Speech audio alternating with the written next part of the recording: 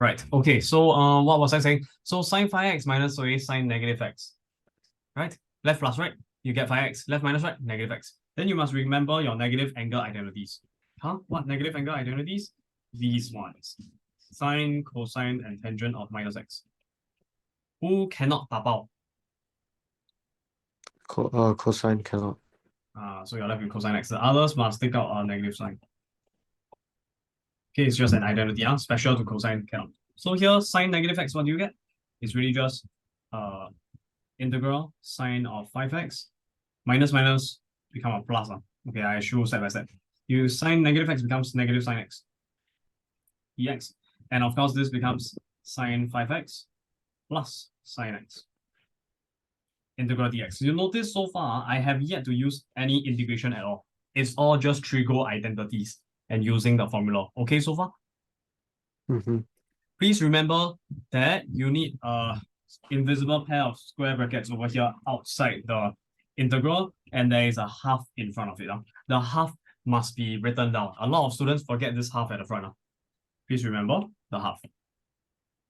Exclamation marks. Okay, half factor out already. Then you must integrate term by term. Draw a square bracket. Integrate sine. What do you get? Cosine. Sorry, negative cosine. Divided by 5. Integrate sine, you get negative cosine. Divided by 1. Okay, I don't need divide by 1. You know the pattern. Coefficient of the x must be divided by. Oh, and take note that this is linear, that's why we can integrate. Then you just simplify the rest. I will leave you to do it on your own. That's your answer. Okay, that's how you use this formula. But for part 4, just be careful. For part 4, this one, I purposely choose a pi minus x. So cosine pi minus x, use the formula cosine a minus b, okay? Expand first. Then you simplify, okay? Cos a, cos b plus sine a, sine b. Go and refer to formula list and try on your own. For, let's see. Oh, right, this guy.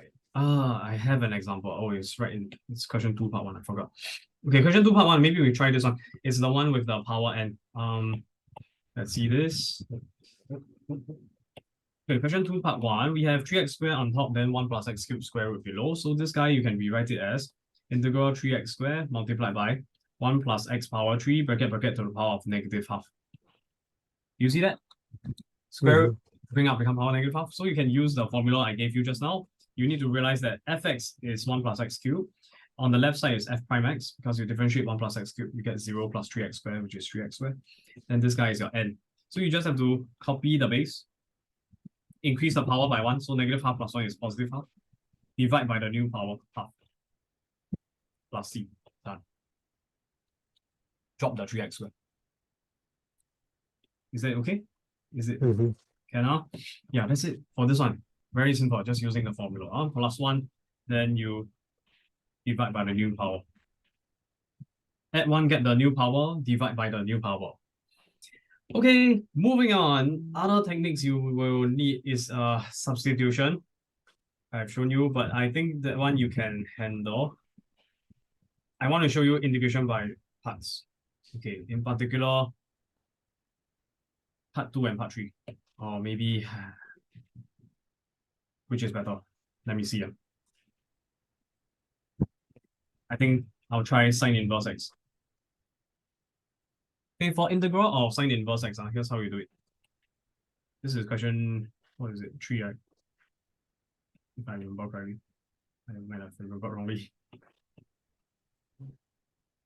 So for question 3, sine inverse x, here's how you do it. You see that there is no product going on, so you have to purposely introduce your own product. 1 times sine inverse x. Do you remember the integration by parts formula? No. Okay, so it's equal to uv minus integral of v du. Du is u prime. So that means I need uv prime. Or maybe I'll rewrite it as u prime v. Yes. This is the formula. But the more important thing is, you need to use a table. U on the top left, v prime on the top right.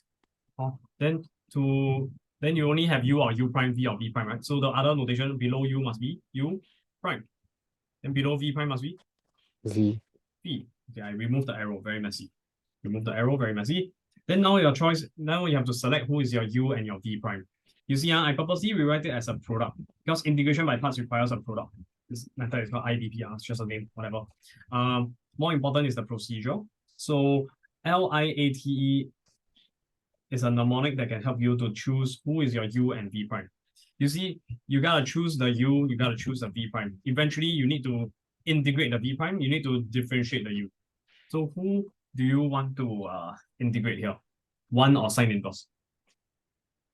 Let's focus on v prime, which we have to integrate. Who would you want to set as the v prime, which you are going to integrate? Would you want to integrate sine inverse? So you set sine inverse here and 1 over there? No. No, because that's the defeating the purpose of the question. You want to find integral of sine inverse, you try to integrate again, then you cannot solve. So that's why you have to swap it around. You choose sine inverse on the left and 1 on the right. Okay, whatever works and makes the eventual integral easier. So here the general rule of thumb, if you want to follow LIATE, is this in sine inverse x is under I. This 1 here is really just 1 times x power 0, so it's algebraic. Then over here, the left guy will get choose the letters which the type of functions that follows the letters in this LIATE closer to the left will get selected as the u, or the ones closer to the right will be selected as the v prime. In this case, inverse trigonometrical function I is closer to the left side, so it will be selected as u, which will eventually be differentiated. Whereas the algebraic function is closer to the right side, so it will be selected as the v prime, which will eventually be integrated. Okay? Then, okay, so anyways, this is just 1. Then we differentiate sine inverse, we get 1 over square root 1 minus x squared. I'll refer to MF26 if you cannot remember. Then integrate v prime, you get x. Okay? Yes? Yep. Then after that, you just have to remember diagonal pair minus away horizontal pair. First one is uv. If you follow this formula, means it's sine inverse x times x. I like to rewrite it as sine inverse x. If you write it in the other way around, sine inverse x, it looks very messy. It may be misinterpreted as sine inverse x squared, which is wrong. Okay, so I write it in the other order, which means I'm writing VU. I hope you're not confused, okay? Because U times V times U is the same. Is that okay? V is x and U is sine inverse x. Okay? Yes, Then after that, you minus away the integral of U prime V, which is the horizontal. So 1 over square root 1 minus x squared. Then you multiply by x. I'll just put on the numerator, dx. Is that okay? I put on the numerator already. Usually I put left to right, but then I realized that it's just 1 on the numerator. So I just bring it up. Can? Okay. Okay, I'll just move this aside because it's very messy. Okay, then we end up with this guy. How to integrate this guy? That's when you have to learn a new trick that I just taught you. Do you see that this minus x times square root 1 minus x squared is really just negative 2x multiplied by 1 minus x squared square bracket to the power of negative half. But you divide by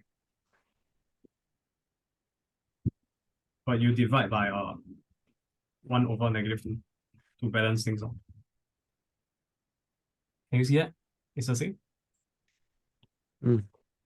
So integration is about pattern recognition so that you can fit it into patterns that are already available. Here, the only available formula for you is f prime multiplied by fx square bracket to the power of n. You integrate this guy, what do you get? Fx base, toss away the f prime, square bracket power n plus 1 over n plus 1 plus c. Okay? Yes? Okay? Yep. Good. So now we have this, we are gonna use it. Please behave, notability. Okay, so anyways, what we have here, x sine inverse x in front. But this is minus or negative, so it becomes a plus. It becomes a plus. Plus 1/2 times of this guy we know how to integrate already. We already know that it will just be 1 minus x squared bracket power n plus 1. Minus half plus 1 is positive half, divide by positive half plus c. Okay. Okay. Very, very good. Half and half cancel away, right? You see the half and half cancel away. Maybe I will do it step by step. This 2 go up, so you times 2. Times 2 times half, then they will cancel away. So it's half times 1 minus x squared power half, and then times 2 plus c. Over 1, I don't need to write it anymore. Then the 2's cancel away. Finally, you're left with x sine inverse x plus 1 minus x squared to the power of half. Okay, plus c. Don't believe me? Differentiate yourself using product rule and power rule to get back the sine inverse. Okay. This one I explained to you last week already. I don't explain again. You start from uv prime equals to u prime v plus uv prime. You integrate both sides. Okay. Draw the table. Right. That's how you do it. More interestingly, let me try one last question with you, which is which one? Oh, by the way, you must try at least homework for one day. For one homework question is must try question 15, okay? For this guy, integration by parts, let me just put down a note here. For sine cube, no. Use power reduction. Use power reduction formula. The cosine 2a. Cosine 2a formulas. Oh, there's 2 cos square a minus 1 and 1 minus 2 sine square a. Use 1 minus 2 sine square a. This one, question 15, I'll leave it as a challenge for your homework. Substitution, you can, right? You can do substitution.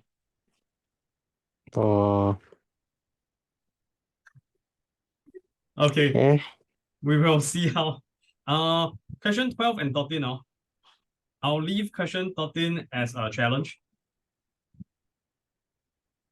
Then, I mean, you got integral calculator. You can, if you want, you can go and type in and get the answer to explain very nicely for you.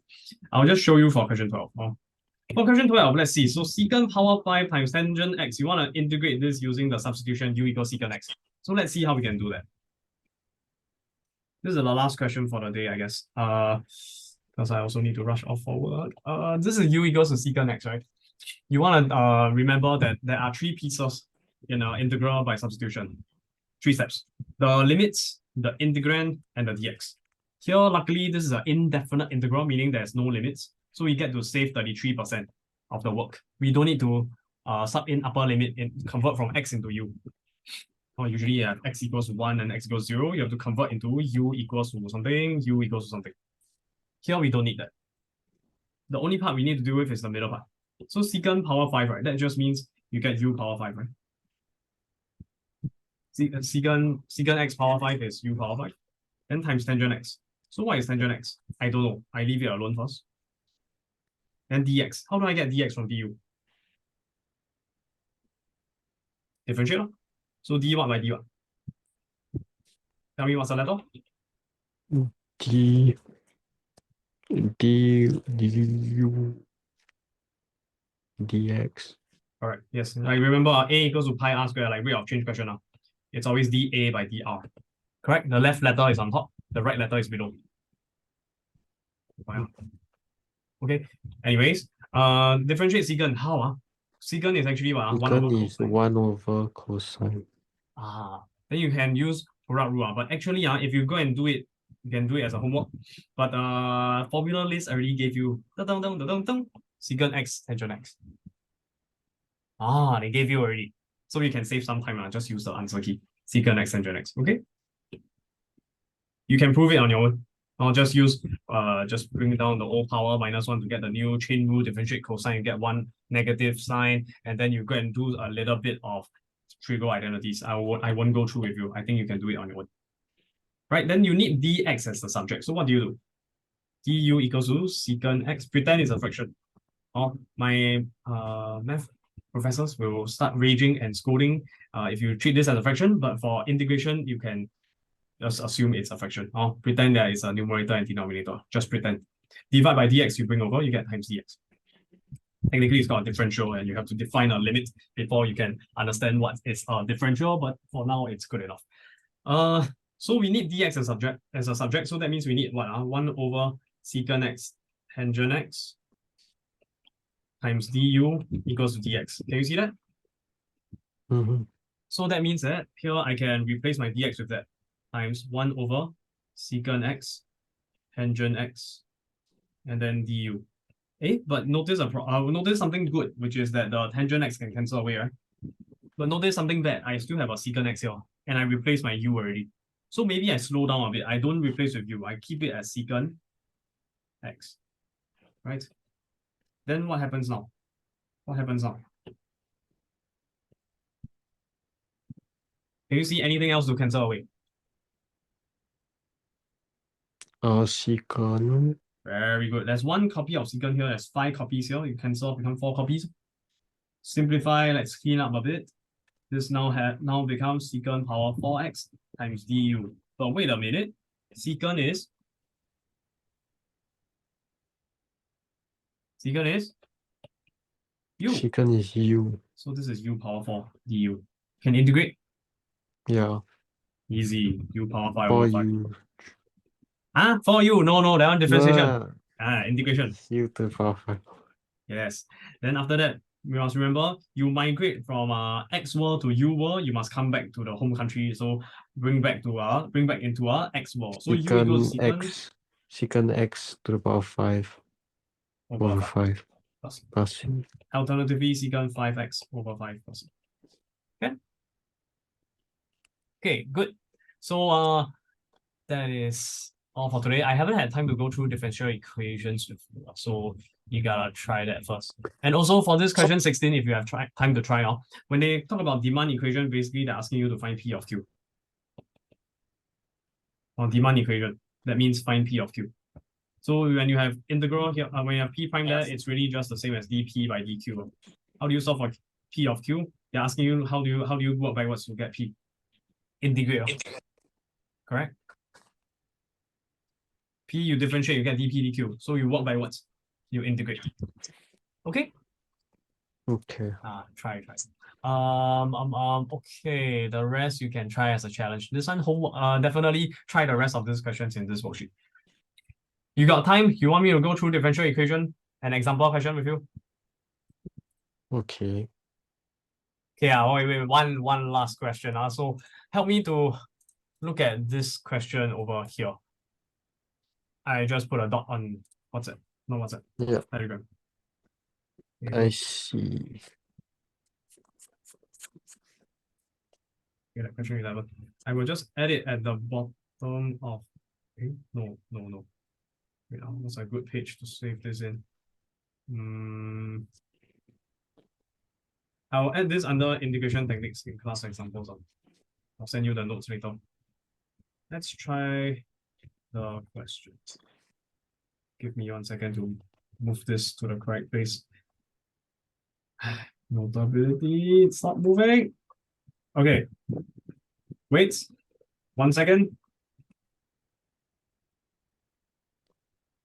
Resume. Okay, can you see the question? Okay, let's read this. A team of scientists is researching on the growth rate of a certain seaweed in an ocean. The length x meters of the seaweed at any time t days during a period of its growth is directly proportional to the amount of water it contains.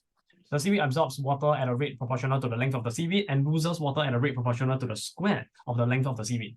It's observed that the growth rates of the length of the seaweed are 0.49 meters per day and 0.96 meters per day when the length of the seaweed are 1 meter and 2 meters directly. Show that x and t are related by this differential equation. How? What's x? Length. Ignore the units. Also, you must remember dx by dt is describing what? Rate of change of x with respect to time. In other words, how fast is the seaweed growing with respect to time, where t is days. Okay? It must be always equal to the in rate minus away the out. Sorry, I forgot to write rate. So what's my in rate? Let's see. In other words, you can think of it, there's other context to this question. Like, X could be not length, if you change the context, it could be the volume of water inside a container, right? Then there's water going in, water go in, and water leaking out. Then there's a rate of change of water going in, rate of change of water going out. Then your X could be the volume of water inside a container. But here we're not talking about volume, we're talking about the length of that seaweed. Okay, it grows longer and it grows shorter somehow. So let's more like yeah, it grows longer and shorter. So let's just read this. The length x meters of the seaweed at time t days proportional to amount of water it contains. So what does that mean? Amount of water it contains is how much?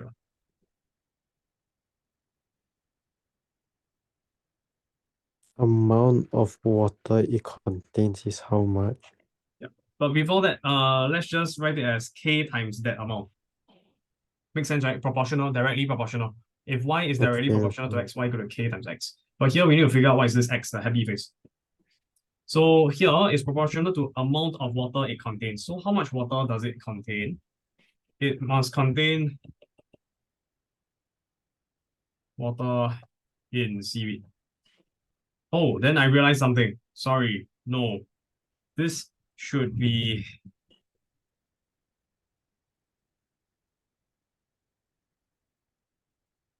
this shouldn't be in rate yet. This should just be x. Right, the length x meters is directly proportional to water in seaweed.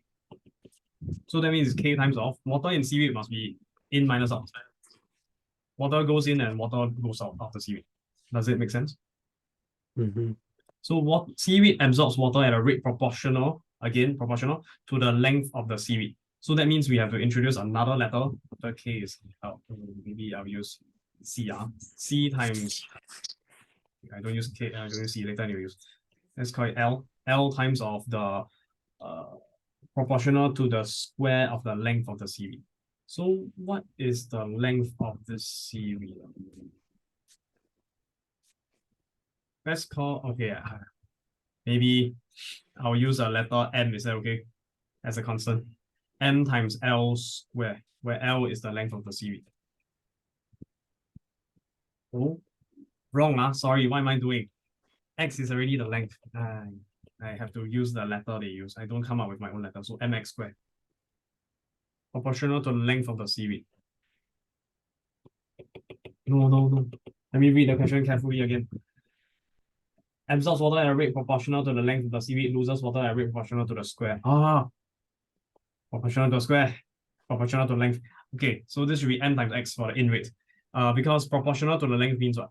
Means the in rate equals to k times of the length, which is x, or what? But you don't use k because the k is already outside, so we use a different letter, use m. Is this okay? Then minus away, what's the out rate? It loses water, so that's going out. So that's why we have a minus sign at a rate proportional to the square of the length. So that means that we have another constant. Maybe I'll call it n this time, but it's times x squared. Is that okay? Okay, good.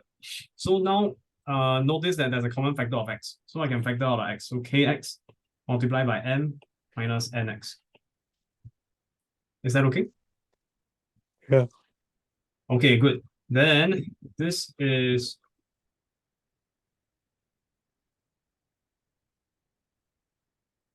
growth rate, right?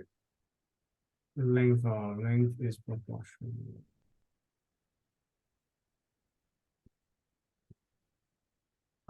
Sorry. This part shouldn't be x at the beginning. It should be dx by dt already. Because here we are using absorbs water at a rate, right? So that means that this mx is a rate. And it's losing water at a rate. So that means this nx squared is also a rate. Which means it's with respect to time. So that means the left-hand side must also be with respect to time. From the beginning, this shouldn't be dx. This shouldn't be x anymore. It should be dx by dt. You understand the logic? This one is rate. So that's why this should also be rate. Okay, good. Then now we can start to substitute in. You realize that the growth rate of the length of the seaweed is 0.49 meters per day. when it's 1 meter. What does that mean? It's really telling you when x equals to 1, the growth rate dx by dt is equals to 0.49. Okay? And then when x equals to 2, the growth rate dx by dt equals to 0.96. Okay? Good. Then now we have to substitute that in. So let me see first. Should we assume that these constants are all absorbed by this k? Let me double check. Do I have enough information here if I try to substitute? Not enough.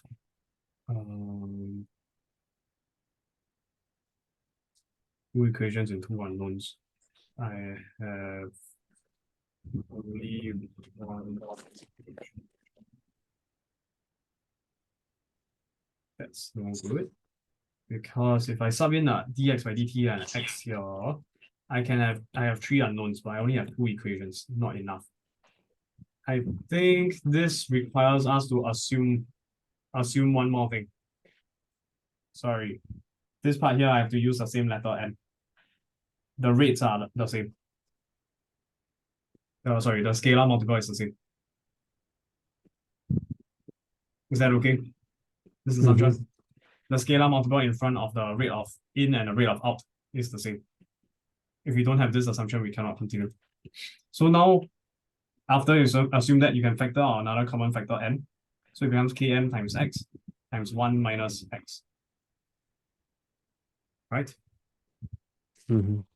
Okay, good. So now we can sub in the constants. When x equal to 1, the dx by dt equals 0.49. So we get 0.49 equals to k times m times x. In this case, is 1.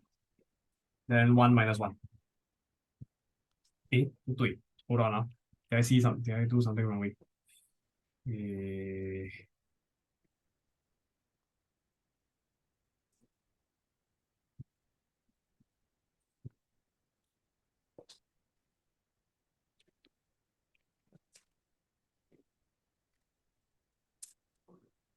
Hold on. This is not correct. This is a bit funny.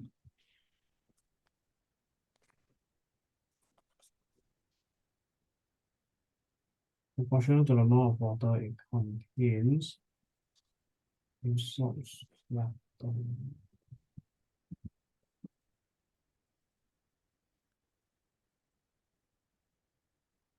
You get a 0, then you cannot solve.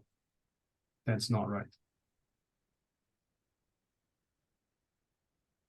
Let me think.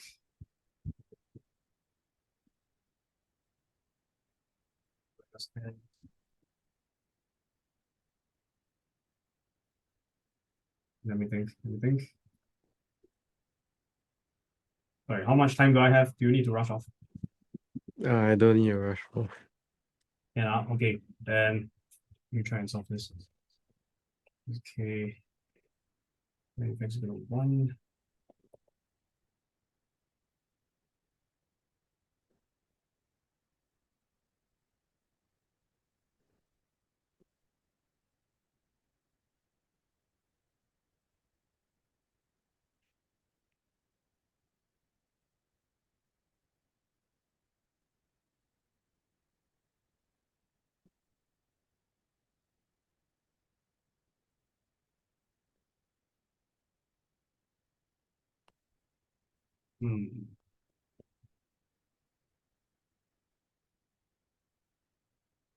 Wait up.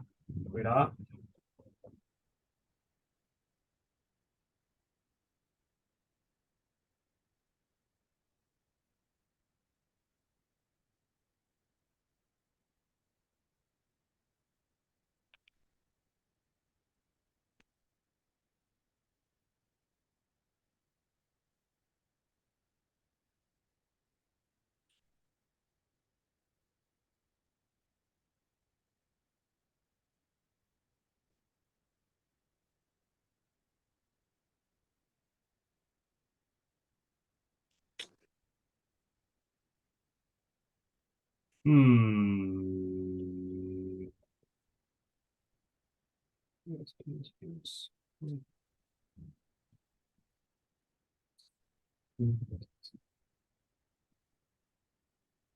Okay, got it. Right. This question, not well said. Oh, 10 minutes. We need to, okay, I'll tell you when to quit and join back later. Okay, so here, I just worked it out. The K should be a 1. If not, we cannot solve this question. The K has to be a 1.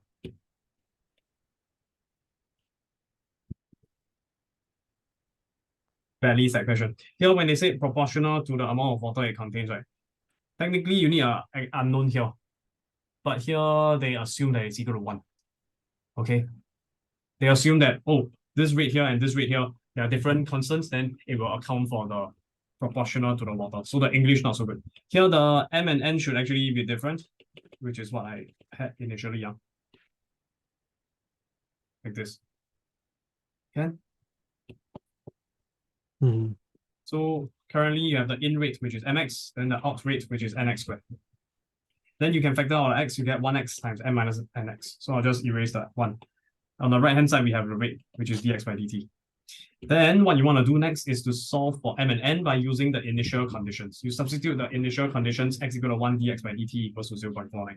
So we're going to do that. So when x equal to 1 dx by dt equals to 0.49. So what we end up with is 0.49 equals to x, which is 1, multiplied by m minus n times 1. This simplifies into m minus n. So let's write that down as m minus n equals 0.49, equation 1. Next one, when we have x equal to 2, dx by dt equals to 0.96.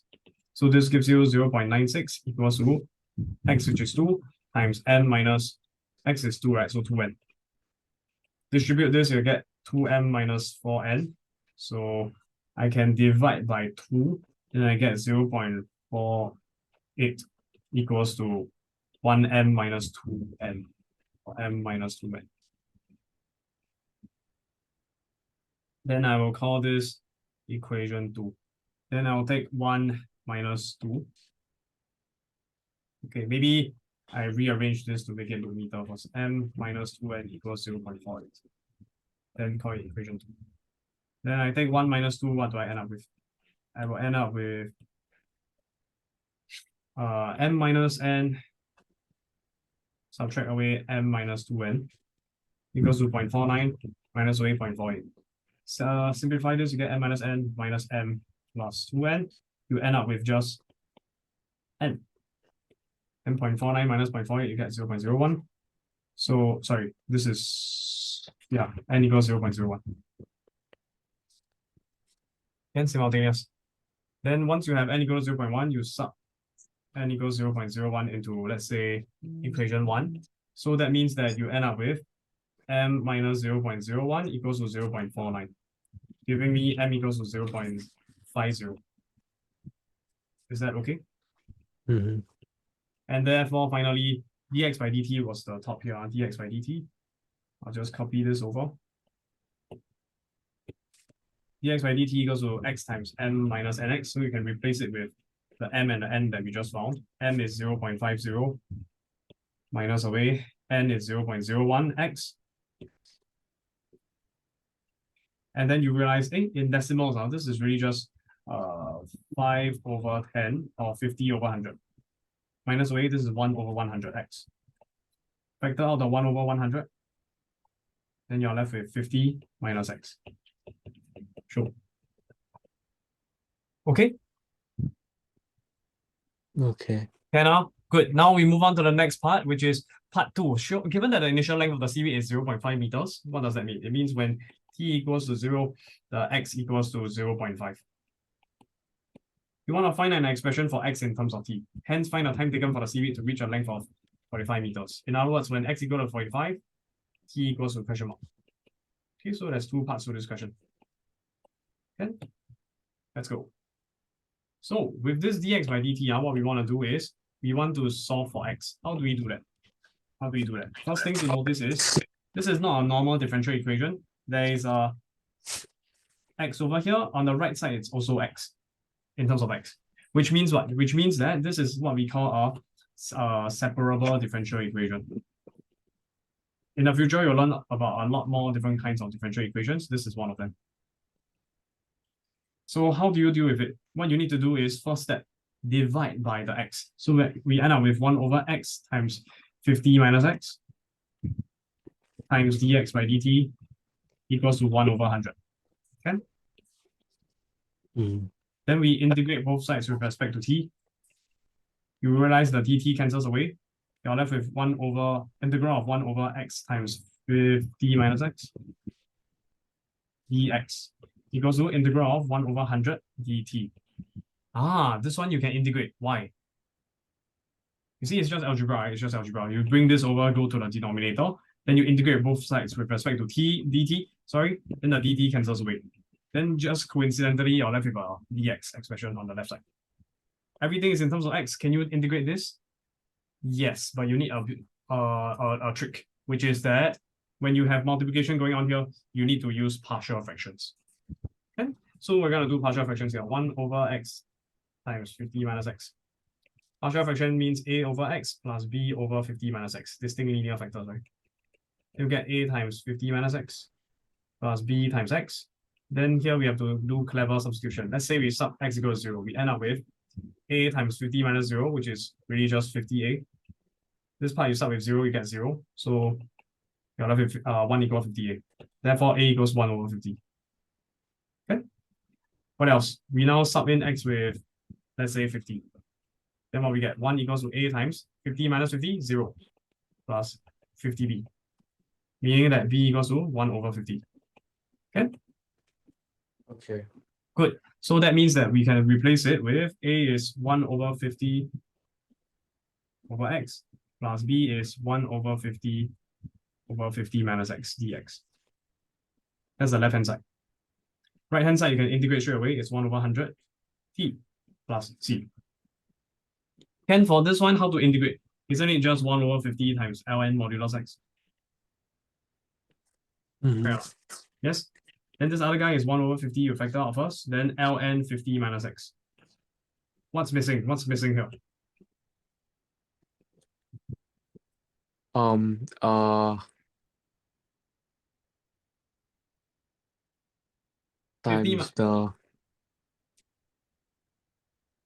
the integration incomplete. Why? Because 50 minus x here, there's a coefficient in front of the x, minus 1. times -1. Not times the divide, technically. If this was -2, you divide by -2 over -2. -3, then divide by -3, so on and so forth. Okay, but of course, times and divide by -1 is the same thing. So that means you need to have an extra negative sign. I'll just squeeze it in over here. Okay, no space. Smaller font size, then I have space. Like this. Okay, enough space. Good. Okay. The plus c, you don't have to write it because it's already on the right side. So we just write down 1 over 100 t plus c. Here we have to clean up a bit. So what you see is that this is really just both are over 50, so you can put over 50 like this. Then ln mod x on the numerator, minus, because there's a negative 50 here, minus ln modulus 50 minus x. Modulus. Okay so far? If you want, you can also clean this up a little bit. The ln minus ln is really just ln of open bracket mod x on top, 50 minus x below. Because remember the logarithm rules. Minus becomes divide. Okay so far? Yes? Yeah. Then finally, this one modulus over modulus you can clean up as ln modulus x over 50 minus x. Then you can cross multiply 50 over. So you end up with 50 over 100 t plus 50c. Here you must make x the subject. So here's how you do it. Ln you bring over, you get what? Modulus x minus 50x becomes e to the power of everything. And just simplify the 50 over 100 to half. Okay. Plus 50c. Then you need to realize that this is really just e power half t times e power 50c. Correct or not? Then I can rearrange it so that the e power 50c is on the front, multiply by